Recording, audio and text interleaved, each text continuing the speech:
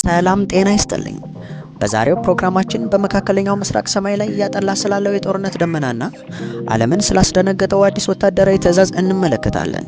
የአሜሪካው ፕሬዝዳንት ዶናልድ ትራምፕ በኢራን ላይ ወታደራዊ እርምጃ እንዲወሰድ ትዕዛዝ ማስተላለፋቸውን ተከትሎ ቀጠናው ወደማይመለስበት የጦርነት አፋፍ ላይ ደርሷል።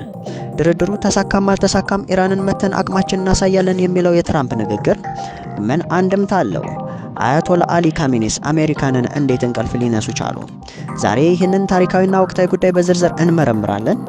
እስከ መጨረሻው አብራችሁን ቆዩ። በመካከለኛው ምስራቅ ሰማይ ላይ የጦርነት ነጋሪት በከፍተኛ ድምፅ እየተጎሰመ ይገኛል። ዓለም አቀፍ የዜና ወኪሎችና የጂኦፖለቲካ ተንታኞች በአንድ ድምፅ እያስተጋቡት ያለው ዜና የአሜሪካው ፕሬዝዳንት ዶናልድ ትራምፕ በኢራን ላይ ወታደራዊ እርምጃ እንዲወሰድ ትዕዛዝ ማስተላለፋቸውን ነው። ይህ ውሳኔ በዋሽንግተንና በቴህራን መካከል ለዓመታት የዘለቀውን የቃላት ጦርነት ወደ ቀጥተኛ ወታደራዊ ግጭት የሚቀይር አደገኛ ምዕራፍ ተደርጎ ተወስዷል። ትራምፕ ይህንን ትዕዛዝ ሲያስተላልፉ ድርድሩ ተሳካም አልተሳካም ኢራንን መተን አቅማችን እናሳያለን በሚል ጽኑ አቋም መሆኑ ነገሮች ከዲፕሎማሲያዊ መንገድ ወጥተው ወደ መሳሪያ አማራጭ መዞራቸውን በግልጽ ያሳያል።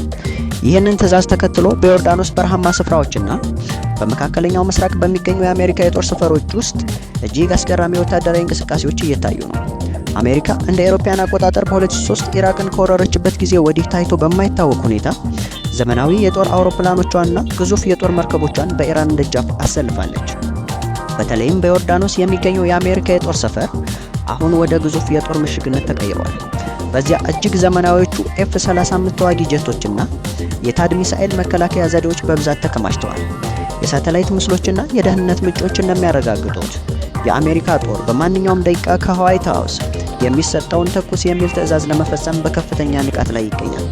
በሌላ በኩል ይህንን ታላቅ ወታደራዊ ኃይል በጽናት ለመጋፈጥ የቆረጡት የኢራኑ መንፈሳዊ መሪ አያቶላ አሊ ካሜኒ ናቸው። ሮይተርስ በሰፊው የትንታኔ ዘገባው አሜሪካንና እስራኤልን እንቅልፍ የነሳ ሰው በሚል የገለጻቸው ካሜኒ ላለፉት 30 ዓመታት ኢራንን በብረት እጅ የመሩ ለአራት የአሜሪካ ፕሬዝዳንቶች እምቢ ያሉ ካሜኒ ለአሜሪካ ያላቸው አመለካከት በፖለቲካ ተቃውሞ ብቻ የተገደበ አይደለም። ይልቁንም አሜሪካን ታላቋ ሰይጣን በማለት የሚጠሩ ሲሆን በእሳቸው ከምዕራባውያን ጋር መደራደር የኢራንን አብዮታዊ ስርዓትን ለጠላት አሳልፎ መስጠት እንደሆነ በጽኑ ያምናሉ። ይህ አቋማቸው ነው ዛሬ ኢራንንና አሜሪካን ለጦርነት ፊት ለፊት እንዲቆሙ ያደረጋቸው።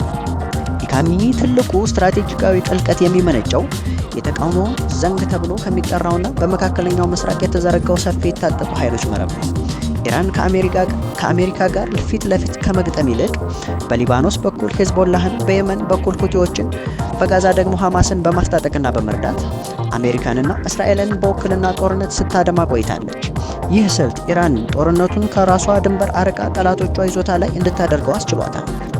አሁን ትራምፕ እርምጃ ለመውሰድ የቆረጡትም ይህ የኢራን ተጽዕኖ ከቁጥጥር ውጭ እየሆነ በመምጣቱና በእስራኤል ሕልውና ላይ ስጋት መፍጠሩን በመረዳታቸው እንደሆነ ይነገራል። የኢራን የኒውክሌር ፕሮግራም የዚህ ውጥረት ሌላኛው ዋና ማዕከል ነው። ካሜኒ የኒውክሌር ጦር መሳሪያ መስራት በሃይማኖታዊ ብይን የተከለከለ መሆኑን በተደጋጋሚ ቢናገሩም አሜሪካ ግን ቴህራንን በድብቅ ቦምቡን እየሰራች እንደሆነ ታምናለች። ትራምፕ ከዚህ ቀደም ከኒውክሌር ስምምነቱ የወጡትም ኢራን ጊዜ እየገዛች አቅሟን እያሳደገች ነው በሚል ስጋት ነበር። አሁን ደግሞ ድርድሩ ቢሳካም ባይሳካም በሚል የሰጡት ትዕዛዝ ኢራን ኒውክሌር ከመታጠቋ በፊት የመጨረሻውን እርምጃ ለመውሰድ መወሰናቸውን ያሳያል። ለማጠቃለል ያክል በመካከለኛው ምስራቅ ያለው የኃይል ሚዛን አሁን እጅግ አሳሳቢ ደረጃ ላይ ደርሷል። በአንድ በኩል ዘመናዊ መሳሪያዎቿን ያሰለፈችውን የወታደራዊ ጥቃት አደርሳለሁ የምትለው አሜሪካ፣ በሌላ በኩል ደግሞ የአሜሪካ ጦር በፋርስ ባህር ውስጥ ሰምጦ ይቀራል የሚሉት በውክልና ኃይሎቻቸው የሚተማመኑት አያቶላ ካሜኒ ቆመዋል። ይህ ፍጥጫ ወደ ቀጥተኛ ጦርነት ካመራ ዓለም አቀፍ የነዳጅ ገበያ ብቻ ሳይሆን የዓለም ሰላም ክፉኛ ሊናጋ እንደሚችል ይታመናል። በቀጣይ ቀናት የሚወሰዱት እርምጃዎች የኢራን አገዛዝ ሕልውና የሚያከትምበትን ወይም የመካከለኛው ምስራቅ አዲስ የታሪክ ምዕራፍ የሚጻፍበትን ሁኔታ ይወስናል። ለዛሬ ያዘጋጀንላችሁ ወቅታዊ ትንታኔ ይህን ይመስል ነበር። እናንተስ በዚህ ጉዳይ ላይ ምን ትላላችሁ? የትራምፕ ወታደራዊ ትዕዛዝ ወደ ሰላም ወይስ ወደ ጥፋት ያመራል? ሀሳባችሁን በኮሜንት መስጫው ላይ አጋሩን። ይህ መረጃ ለሌሎች እንዲደርስ ቪዲዮውን ላይክ ማድረጋችሁን አትርሱ። እንዲሁም መሰል ጥልቅ ትንታኔዎች እንዲደርሷችሁ ቻናላችንን ሰብስክራይብ በማድረግ የደወል ምልክቷን ይጫኑ። ስለተከታተላችሁን እናመሰግናለን። በሚቀጥለው ፕሮግራም እስከምንገናኝ ሰላም ሁኑ።